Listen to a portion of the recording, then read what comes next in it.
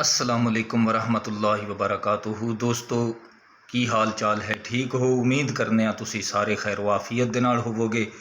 अल्लाह ताला तमाम नू अपने हिफ्ज़ व अमान दे विच रखे, आमीन सुम्मा आमीन।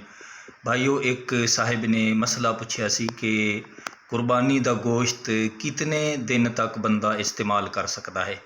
इस बारे याद रखो कि शुरू दे विच आका करीम अलैहिस्सलाम ने फरमाया सी कि 3 दिनों तो ज़्यादा किसी ने अपने घर में गोश्त नहीं रखना। तो सहाबा कराम ने इस तरीके किया। जदों फिर फरावानी दे खुशहाली दे साल आए तो आप अलैहिस्सलाम ने फरमाया कि पहले मैं थानू ये हुक्म फरमाया सी कि 3 दिनों तो ज़्यादा अपने घरों के अंदर गोश्त जमा नहीं करना। आपने फरमाया हुण थानू इजाज़त है।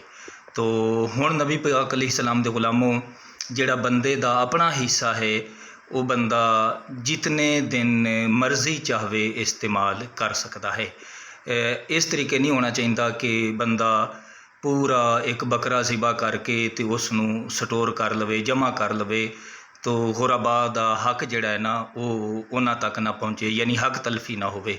जिहड़ा अपने हिस्से दा है वो बंदा जितनी देर मर्ज़ी चाहे इस्तेमाल कर सकता है। अल्लाह ताला समझण दी और अमल दी तौफीक अता फरमाए, आमीन बिजाहिन नबी अमीन।